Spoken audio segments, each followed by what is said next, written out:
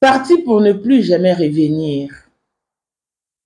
Ce père qui est arraché à ses enfants, ce mari qui est arraché à son épouse, et cet enfant qui est arraché à ses parents. Ce frère qui est arraché aux siens. Cet agent de l'ordre qui est arraché à sa patrie. Et tout ça parce que Judith Ntsoamina devait se promener en toute liberté comme une reine dans un pays où l'infrastructure est bafouée, où il n'y a pas de route, où la disette bat son plein. Une première ministre qui, depuis son accession au pouvoir, n'a rien réalisé. Où sont ses exploits? Je ne savais pas que c'était sanguinaire. Venant d'une femme, non. Et pourquoi les gens s'en prennent à son chef de sécurité? Non. Le chef de sécurité a suivi l'instruction de sa maîtresse, de son chef. Il n'y a pas de différence entre le régime passé et ces régimes. C'est quoi ces gouvernements qui ne réalisent et ne concrétisent rien?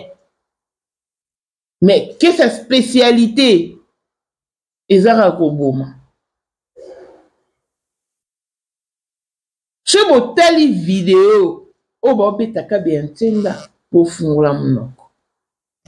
Naebisi bino, non, wane un massacre, c'est plus qu'une agression. Ba petit. Bon, il y a des gens qui maintenant filmé, mais non, c'est pas possible. Monto obi kate. Bon, il y a des gens qui ba coup de poing. Non, non, non, non, non, non. Et bateau ba sabon ba congolais. M23 bon ba congolais. Gouvernement. Où ils sont censés protéger ba congolais, mais bon ba congolais. Et sur l'instruction de la première ministre. Judith Ntsoamina est venue de nulle part, surtout Ikatomoni, première ministre.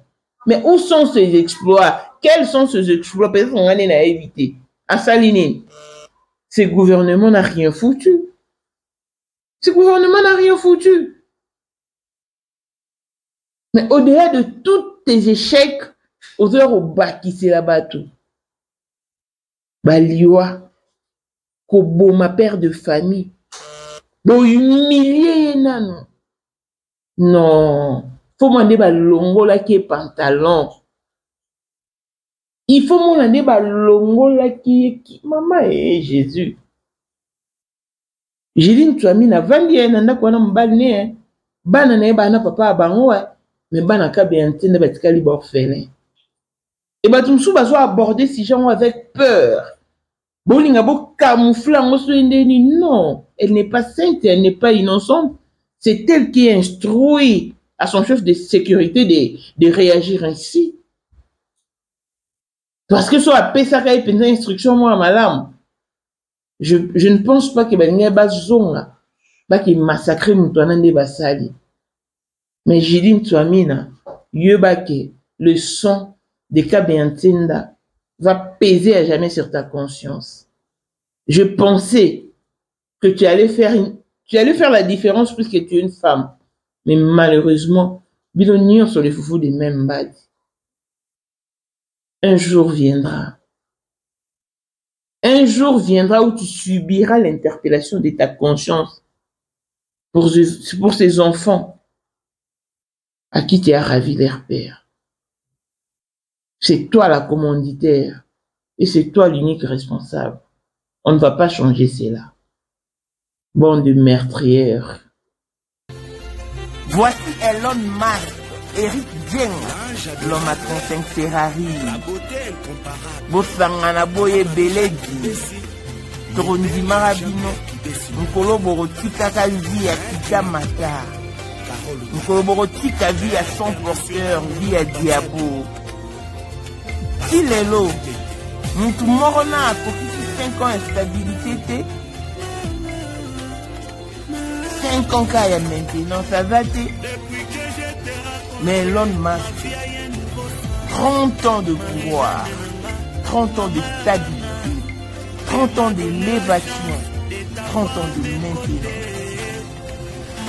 À côté à bar, à côté à boîte, babois kaka épété, alinga kapété, amona na kapété. L'homme invisible Elon Musk. Motema ya Sandra Kagadi, maman de Nini. Mokondi ya basi nyonso ya Johannesburg. Madame Jinga Elon Musk. Ba image auto la kiti bino eza office. Na kute bureau ya Elon Musk. Todo renouveler Kingakati. Bakalate. Bon, mon place Elon Musk à la bilora sike koti bilora moto. Bon, soit Kingakati. Allons et à la. Respect à l'initiateur du cours de grand, l'homme de maintenance et de stabilité. Mon collègue a gâté.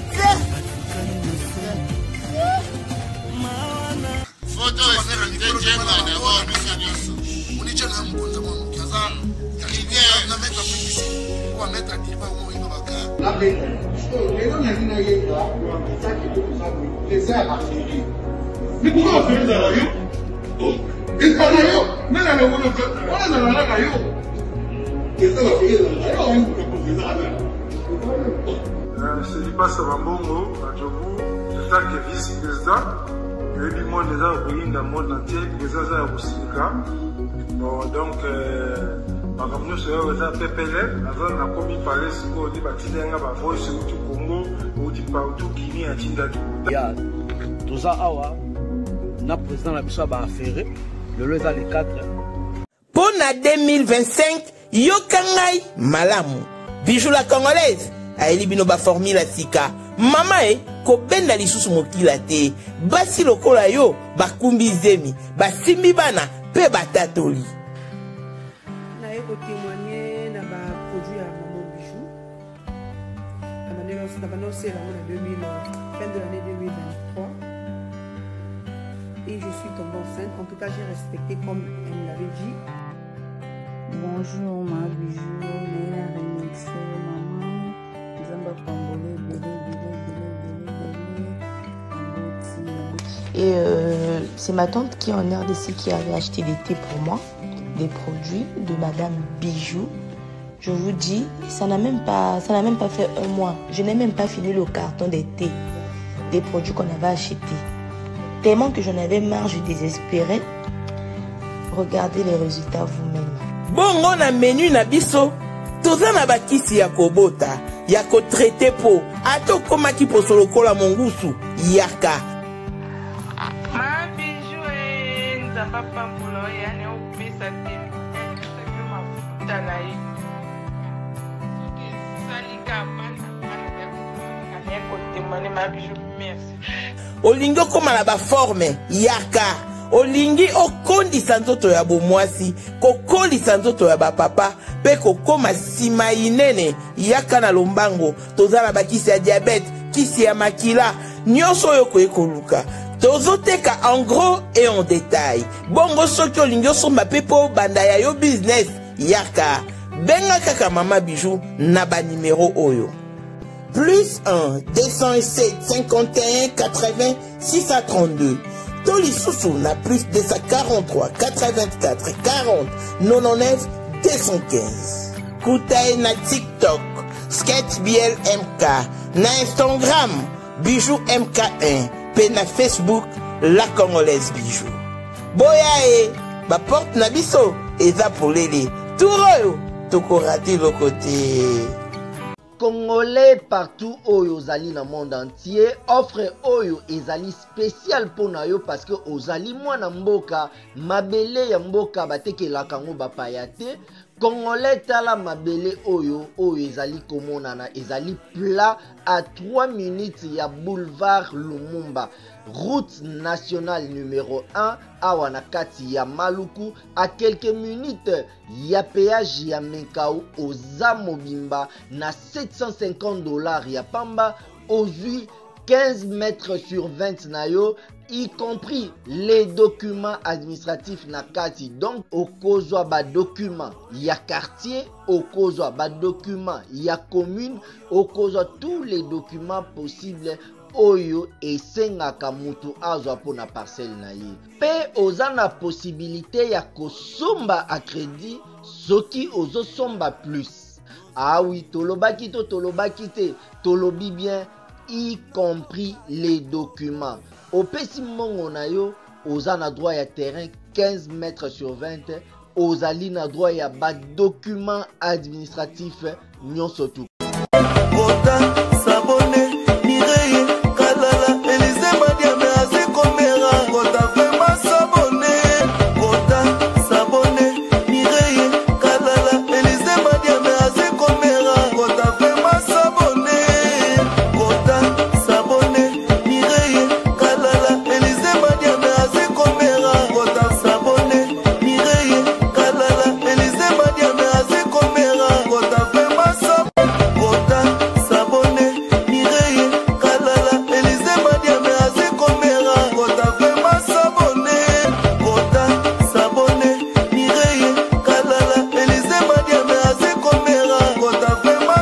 Sur cette photo, on voit Kabé Ntsenda avec sa fille. Ne jamais trahir les Congos. Un père aimant, un homme qui croyait en son pays. Mais c'est cette même république qu'il a servi fidèlement qu'il a trahi. Pendant 2 jours, sa femme l'a attendu sans succès, sans nouvelles et sans réponse aucune. C'est son grand frère médecin qui s'est rendu à l'auditorat militaire pour chercher des explications. Là, on lui dit, allez à Kankokolo. Et c'est à la mort de Kankokolo qu'il découvre l'horreur qu'Kabé Ntsenda est mort. Une femme laissée veuve, 2 enfants devenus orphelins, une famille brisée. Pendant ce temps, les enfants de la première ministre ont encore leur père. Elle n'a rien perdu. Elle gouverne en silence comme si de rien n'était. Voilà la RDC, une république des intouchables. Un pays où le rebelle nous tue, le gouvernement nous tue également. Ces pays ne nous laissent pas le choix. Ces gouvernements nous frustrent. Ils écrasent ceux qui servent avec loyauté et protègent ceux qui abusent de leur pouvoir. Justice pour Kabé Ntsenda. Chers internautes, bonjour. Je suis navré de constater la manière par laquelle plusieurs personnes abordent ce sujet. Un sujet cruel. Un sujet meurtri. Mais d'autres personnes l'abordent comme si c'était un sujet à minimiser. Je suis désolé quand je suis tombé sur la vidéo où Kabé Ntsenda accumulait des coups. Non. N'ébitez voilà photo bien en massacre, to bien en agression. N'ébitez. Pourquoi? Parce que il a fait son travail dignement, valablement, parce qu'il a rappelé à la première ministre qu'il ne fallait pas prendre les sens contraires. Et le chef de la sécurité de la première ministre est venu s'en prendre à lui. Il faut voir la vidéo. Non. Si Madame Judith Nsouamina est très importante pour sa famille, mais c'est Kabé Ntsenda était également important pour sa famille, pour ses enfants, pour sa femme. Il n'a pas demandé assez que de respecter le code de la route, que de servir d'exemple en tant qu'autorité. Finalement, nani aussi de sa confiance dans beaucoup. Ba M23 ba boma biso et bino gouvernement bo boma biso. Na évité depuis que madame Gédine Tchouamina est au pouvoir. Qu'est-ce qu'elle a déjà réalisé de concret? Qu'est-ce qu'elle a déjà réalisé? Parce que le commun des mortels n'est pas équitable. Le peuple souffre. Tout ça a l'autorité comme si tu en as l'autorité, mais pas jusque-là.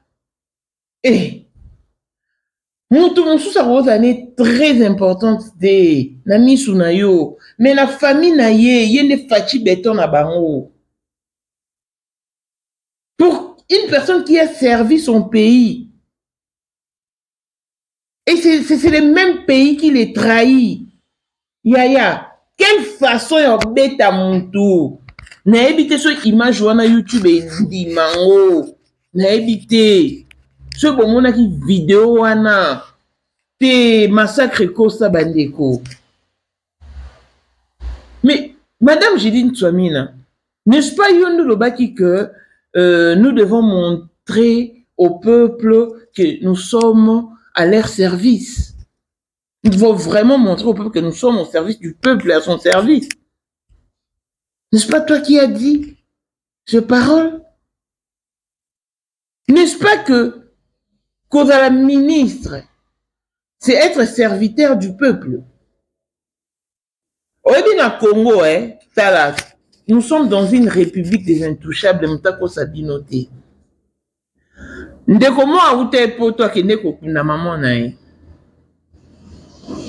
Et a commis na kin le coup là na oncle nae de quoi maman nae a conseillé à Fachi. Yaya, jour enterrement, elle en a vu de toutes les couleurs. Nzela nyo soba okende. Ya mukieto ya munene. Oncle nae azaki na droit ya oleka. So écoute tena ba voiture mususu oyo ezo sa neti moi ba quoi ba ya otombola ngo place ba ke bwaka ngo ba ebi ndenge elela te. Et cortège ya oncle nezo ya autorité mo bo pe mso banda oya ya ba sala penza accrochage, c'est-à-dire affrontement na mutomi kiti sazate. S'il fallait une autorité, bon, bah, qui t'a suivi, ou un écho où t'as beau sentir que non,ava inférieur par rapport à conseiller à Fachi, à Mikitisi, à changer Ndela. Bah, tiki wana leka priorité, na conseiller à Fachi. Nekobi mamu, nandeto ou t'as poto.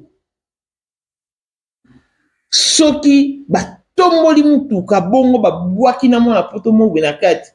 Alors ça, crise, alors koufa. En survivre été. Ah! Donc, Makamo biso te déplora pendant des années. Oh, te condamné la régime passé. Mais où est se reproduit na régime? Où est la différence? Et ma bena bino bolinga batba lobati. Ce batba lobi. Oh, zo loba bon te poani. Neti Gédine Tchouamina. Anan. Asalani na Congo. Donc pourquoi il va nommer ce qui premier ministre, ce qui papa na dalara ce qui nani wana ndeto yoka et malamo a comme intouchable.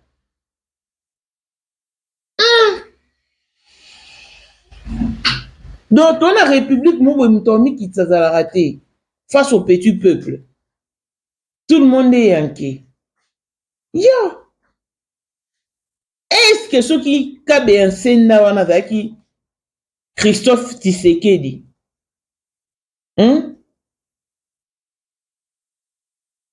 sécurité, il y a premier ministre balinga ba s'en prendre na audace na balinga ba zongo. Mais non, you vena ba nous tranquille nanda. Bobo mi tala, tant que tu vas filmer on t'a filmé obi non moi mo balo obi kate. Na ebisi bino soda mo uta ki soki wati aya niatie na motema talaka nga na otala video me na gangi na kanyi motema na ngai. Non mais c'est pas possible. En tout cas, justice pour Kabe Nsenda. Justice pour Kabe Nsenda. Justice pour Kabe Nsenda. Oh. Pourquoi bolinga bosala neti? Oh, ils ont dit Swami na mutabomi était faut boye baso les chef à sécurité. Oh, mais chef à sécurité aux ordre pas nan. N'est-ce pas mon candidat hein? Sur yo mon candidat autorité ont instruisa qui l'élément na yo que nous devons respecter la loi. Bon, ce monsieur a essayé de nous interpeller bon, tout ce qui est OK. Oh, mais attends Joseph Kabila, tant ou Rossi Mukenya Koufara. Tu le vois Joseph Kabila mtaboma Rossi. Oh, est-ce que Rossi Mukendi, tu as plus baboma que Kabila zaki wana. Te Baloba nini, fati mtaboma Sheridan Okende. Te oh, mais si vous pourquoi pour la Jidi Swamina, bonibo masque on bossa neti, c'est yé. Chef de sécurité ni. Chef de sécurité aux horaires d'instruction chef naï. Oh. Tiens, toi pas congolais, tu es venu tout kenda na route. Pourquoi vous ne ça semblant? Tu as accusé Nani ah Daniel Bumba ah parce qu'il y a qui cortège naé, m'te boma qui moi na battu. Mais pourquoi pour na Jidine Tswami il faut pas looker lango hein? Et bah chemin détourné bo que non sur une non c'est elle qui a tué, c'est elle la commanditaire, c'est elle qui a donné l'ordre. Le gouvernement mon sanguinaire. Non yopé moi si. Place, il faut servir d'exemple. Oh, il y a Obama. Mais non, où est le sérieux? À qui doit-on faire confiance? C'est justice à 2 poids 2 mesures. Tout le monde est important. À son auteur, à sa famille, ou chez les siens, tout auprès des siens. Ceux qui ont Jidine Tswami pour la famille na yo. Kabe Nsenda pas zaki Jidine Tswami na famille na ye azaki papa le roi mobali na Jidine Tswami na pona bana na ye azaki mobali pona mwasi na ndenge pe mobali na za mobali na yo si ebili vous avez droit au TV à Badouté. Finalement nous sommes dans quelle république? Oh il y a une communauté internationale et mon amakambo te CPI yango regarde non dans la Congo pour mon le premier ministre Abomi Moutou. Et quelle consternation, parce qu'il s'agit d'une femme intouchable depuis quand? Quand nous avons accédé à pouvoir, c'est bon, Bandoto a reconnaissant. C'est une première ministre qui, depuis qu'elle est là, n'a rien fait de grave. Où sont ses exploits? À concrétiser en termes ministériels. Où sont ses exploits? Asali nini pour na Congo kanzala pour na Congo kapas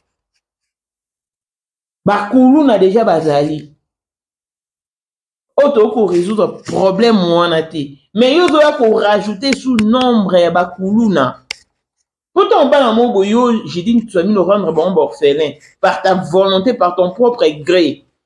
Oh vous ba na pas kuma bakulu ni lo ni eza bako se révolter. Ni na Congo bolingo mo na makamyo so normal. O photo yeba, c'est réellement yim tapé ça qui ordre et pas chef à sécurité mais c'est elle. C'est elle. Ordre on m'appelle ça moi tout le jour, ordre on m'appelle ça moi une fois et c'est à tes éléments de l'exécuter. Nous sommes en anda kuna zana bonne nae. Toute femme de ménage n'a déjà appelé mes instructions.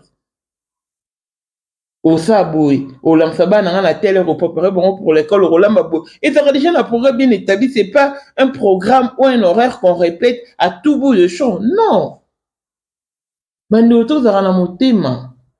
Jidine Tswami no bomi. Oui, au bomi. Yom to bomi. Makila ya Kabe Nsenda. Eza maboko na yo. Finalement, bo aider Fatite. Na yupi moi si. Moi si oye me wano sanguinaire. Non, degré babeti moi mobali wana. Yaya, ba denide. Ah. Côté la kabiense na mobali kitoko. Une personne douce. Amon nara lo baraté. Mais naebisi Gagaga, ga avec Azalaki. Azali. Te akozalaka kaka. Poyende. Number one. Mwana liboso nzambe na matière à kosalisa. Awa, esengi, ozwa penza papier, ovanda na kiti, pe oyoka malamu. Sais-tu qu'il y a une solution à tout problème? Kosukola kati ya mwasi, kolongola myome na fibrome, kokumba zeni pe kobota, yango nde spécialité na biso. Bongo kosukola kati ya papa, ko elimine matako ekufa, kokolisa nzoto ya papa pe kopesa ebo pikiliki bwa bokundu bwa nzoto, wana pe ya biso. Pona loposo na yo, kovandisa bonzenga na yo, toza na sekele, bongo pona autisme, diabète, hypertension to hypotension, toza na sekele, bakisi na biso o esalami na Allemagne pe Londres, bakisho esalami na mboka mondele, sont mis à votre disposition. Yonde, zo téléphone, pe benga biso. Papa ozoko kobotisa mwasi te, posa nzoto esila yo, ki mobali etelemaka te. Awa, bopikiliki na yo, ekozonga. Maman, okote ménopause, makila ekatana, règle abondante, to okoma frigide, yaka toza na sekele, nyonso awa, ekomaka activé o. Yo mutoza na ba trouble, dépression, insomnie. Solution na yo ezali. Benga biso na plus 44 74 05 65 35 48. Gasker, les soirs des désespérés. Na seki pour solution na yo ezali. Nous degré ba beti. Degré ba longoli pantalon na kilote. Nebisi bino ndiye bakanaki yango. Batiki e bongo. Bazo bete sans relâche, bazo ni atana mutu na motema, bacoup de poing. Nebisi bino boko kate, la vidéo est insoutenable. Et la commanditaire, c'est une femme, Judith Djamena. Et parce qu'elle est la première ministre, il faut chercher des voies et moyens pour l'organiser ou bien. Non, non, non. Moi, je suis vraiment désolée de constater que c'est une femme qui est à la base de ces massacres. Non. Tu aurais pu faire la différence, ça aurait été mieux. Mais Bino Nior, Sobouakar, les foufous des mêmes bades. Chacun n'exerce que pour son intérêt personnel et celui de sa famille.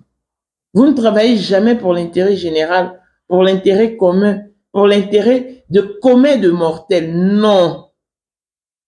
Non. Je vois pas en tout cas en quoi est-ce que Judith Djamena fait la différence. Elle ne fait aucune différence. Et dans un pays normal, il fallait qu'il déjà démissionné. Elle aurait déjà démissionné, déposé sa démission pour permettre à la justice de bien faire son travail. Mais puisqu'elle est la première ministre, elle va se pérenniser dans le pouvoir et elle va peser de tout son poids pour donner l'ordre à son chef de sécurité. Alors, et ça, madame, mutatinda ngati. Et à mon conduit, mutatinda ngati. Ou bah, j'ai nini, hein?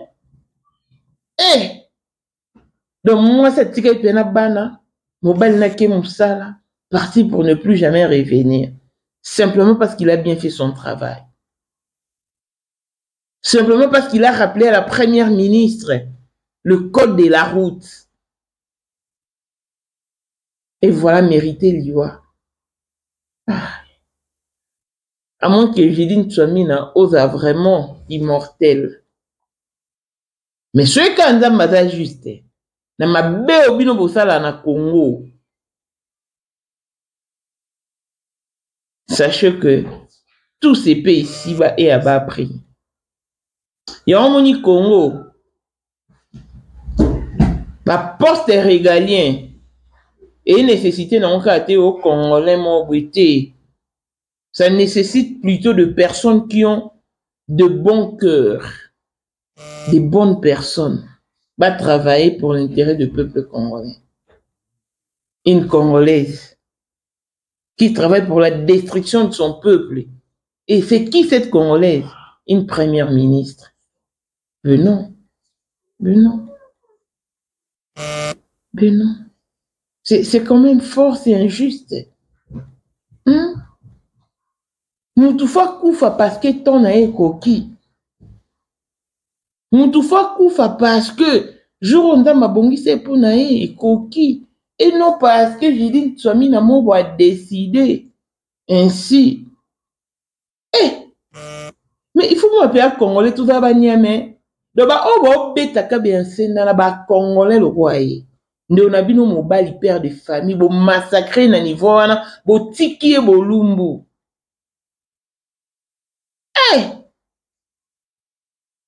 Nzambe pe amkoni ni au borata regard nous na Congo mambo ici là. Awa kutu Zuma à Kota prison. Awa na Afrique du Sud. Et bon yoka premier ministre au plus un ordre ba bon mabat. Puis bon nga bo camouflant, on bo saneti bo soigner les tisaye.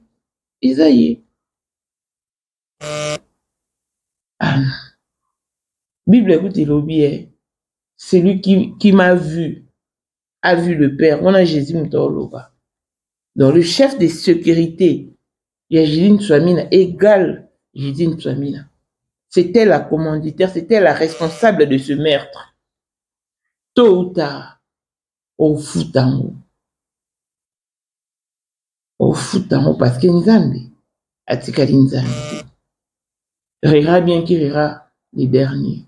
Un bon attendeur, Saline. Beau continuer, beau les mater.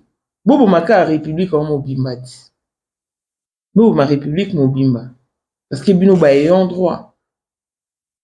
Bino ba intouchable. Un jour viendra où vous serez interpellé par vos consciences, où vous subirez l'interpellation de vos consciences. Mais il a peut-être tard, hein. Ou comme peut-être une situation délabrée, tellement que vous attendez la macasse au fond, on note pour le bas. Parce qu'il nous a manzambi. Attends, au gagner justice pour Kabe Nsenda. Pensez-vous que Bausa la nine? Mais ce qui justice congolaise et salité, justice divine et ça. Parce que Nzambe, corrompu a été. Dieu n'a jamais été corrompu. Encore une fois de plus, courage à la famille de Kabe Nsenda, courage à ses enfants, courage à sa femme, et également courage à ses parents, à qui on a ravi leur fils, à cette femme à qui on a ravi son mari, à ses enfants à qui on a ravi leur père, simplement parce que Jidine Swamina devait faire sa route comme une reine, dans un pays où il n'y a pas de route. Dans un pays où l'infrastructure est bousillée.